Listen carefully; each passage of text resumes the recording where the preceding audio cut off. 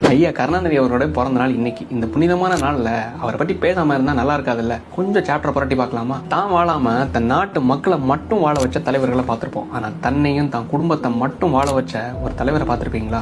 நம்ம ஐயா கருணாநிதி அவர்கள் தான். உலக வரலாற்றிலேயே ரயிலே வராத தண்டவாளத்துல தன் தலை வச்சு போராட்டம் பண்ண பெருமையும் நம்ம தலைவர் கருணாநிதி அவர்களுக்கே சேரும். சர்க்கரையே எறும்பு திண்டு விட்டது, அந்த சர்க்கரையை கொண்ட கோணிப்பைகளை கரையான்கள் திண்டு விட்டது என்று சர்க்காரியா கமிஷனையே வியந்து பார்க்க வைத்த பெருமையும் பெரும் ஊழலையும் மறைக்க நினைத்த பெருமையும் நம்ம ஐயாவுக்கு. ஐம்பூதங்களை ஊழலை கன்வெர்ட் பண்ணணும்னு நினைச்சீங்கன்னு வைங்களேன், அதை எப்படி பண்ணலாம் தெரியுமா? ஒவ்வொன்னா சொல்லட்டுமா? காற்றிற்கு ஸ்பெக்ட்ரம் ஊழல், நிலத்திற்கு நில அபகரிப்பு ஊழல், ஆகாயத்திற்கு ஸ்பைஸ் ஜெட் ஊழல், நெருப்பிற்கு நிலக்கரி ஊழல், கடைசியா நீருக்கு சேது சமுத்திர திட்ட ஊழல். ஐயோ இதோட முடிஞ்சிருச்சான்னு மட்டும் நினைக்காதீங்க, நிறைய இருக்கு. அது இந்த ஒரே ஒரு பெருமையை மட்டும் சொல்றேன் கேளுங்க. பல நாடுகளோட தலையீட்டுல ஒரு நாட்டுக்குள்ள நடந்துட்டு இருந்த ஒரு மிகப்பெரிய ஒரு போர், அதை மெரினா கடற்கரையில தன் மனைவியோட தலைமாட்டிலையும் துணைவியோட கால் மாட்டிலையும் ஏர் கூலர் வசதியுடன் அரை மணி நேரம் உண்ணாவிரதம் இருந்து அப்பேற்பட்ட ஒரு போரை நிறுத்துறேனும் ஈழத்தமிழர்களுக்கு ஆதரவா நான் இருக்கேனும் ஒரு நாடகத்தை போட்ட பெருமையும் நம்ம ஐயாவுக்கு.